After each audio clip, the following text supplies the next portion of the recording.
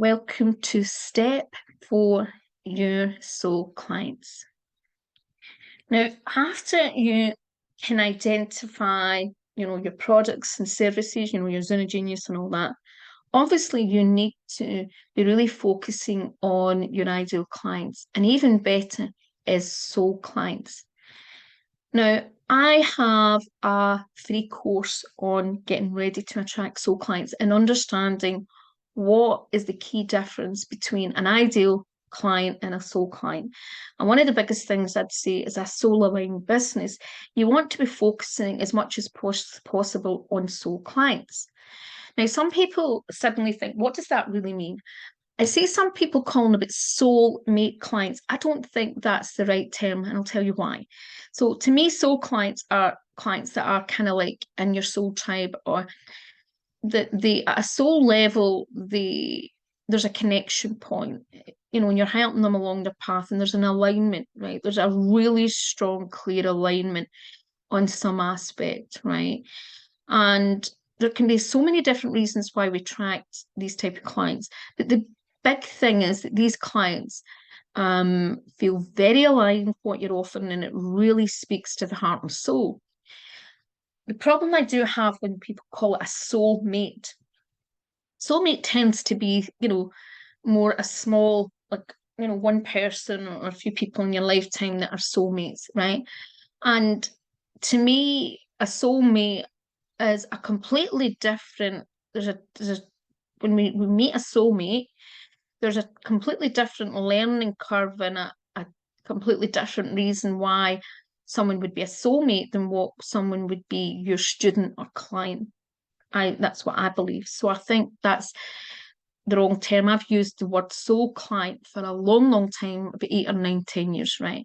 So soul clients are where it's not just that they enjoy working with you and you learn and whatever, but it's like a profound level, there's a real deep alignment, right? And sometimes people can be your ideal clients, and then they can turn into soul clients. It's just when they shift in their level of awakening or awareness, right? But if you focus more on your messages towards the soul clients, right, you're more likely to attract clients that you really feel aligned with and have similar core values, and you're going to have less problems. Because no matter how good you are at what you do, and no matter what types of products and services you offer, we can all attract people that come to us for different reasons, and some people can trigger us, even though triggering is not a bad thing. That's good. It is as part of our growth. But sometimes we can have clients that are extremely challenging, and they're demanding. They have lots of issues that they're bringing to the table. That means that you can't get the greatest work done because of all the trauma or all the challenges. Now, if you are working with them in a one-to-one with the trauma, and that's part of the service, of course that's, but if they're being triggered so much, or they are not ready for what you're offering it becomes not a good experience for them, and it's definitely not a good experience for you. And in some ways, you can sometimes waste your time, and they can be wasting their money or they can be wasting their own time because they're not ready for that, or there is not some alignment. And no business that truly is running from a spiritual perspective and a soul aligned perspective wants to be attracting clients where it's not the right fit. If you do, you're only in it for the money. You're not genuinely wanting what's best for your audience. And creating a soul aligned business is about getting away from that manipulative marketing that just tries to kind of manipulate people into buying or selling or coerce them in. It's about getting the people that are truly going to benefit and the people that are going to get the most out of it, right? And the more that you can do that, you build your business in a more genuine, authentic, and you're doing it from complete integrity, and it feels strong, it feels easy. And yes, sometimes when we are doing things and we're narrowing down things, we can get people on the fringes. Now, I do attract sometimes clients that are not my soul clients, but I don't have issues with them. I can still help them greatly. But I also recognize that I do even better work or deeper work with the ones that are more aligned because they're ready or they understand things that I'm, or the angle that I'm coming from or what I'm trying to do. If they're not aligned, they sometimes misunderstand what's happening. It's when we think about archetypes. So archetypes, we all have different traits and we all work differently and we all see the world differently. And for example, I'll give you an example. So I've worked with some rebels. There is one or two rebels that I've worked with who have got a very balanced rebel archetype within them. So they've got another archetype that is quite dominant, that means that they've got, in many ways, there's a balance in how they work, right? And but when I've ever worked with rebels who've not got a balance, who've got a lot of anger or even passive aggressiveness within them, right?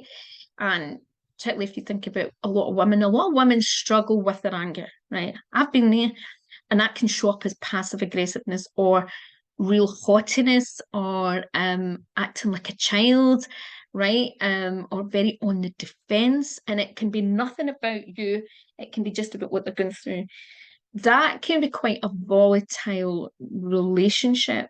If you, for example, don't have strong boundaries, if you're too soft. And I've found that clients that are really that have gone through a lot of aggression or a lot of stuff, I found that very exhausting to work with that, just to do with my archetypal traits and recognize. So it's clients that I tend not to kind of make quite clear that maybe I'm not the right person, because I know that I'm not with that type of client. I found it hard to hold them up to accountability.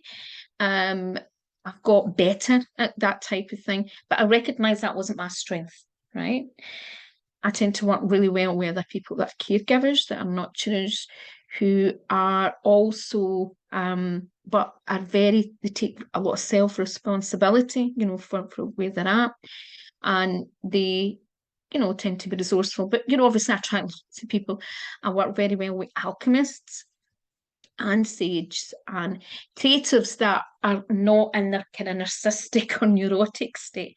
So it depends, and we all are individual, and it's sometimes understanding. It's the same as I have done a lot of work with empaths and sensitive as someone highly sensitive, empathic, and someone who studied a lot of that type of work and really dived deeply. But what I discovered was that there was many people at certain stages of their empathic and sensitive journey that were not my ideal client, because I was a lot more evolved on my journey than most of them, and they didn't understand what I was trying to do to help them. So it was misaligned. So even in my work, I tend to attract a lot of empaths and healers, but they are people that have often been in the holistic and spiritual field for a long time, or they're ready to evolve very quickly.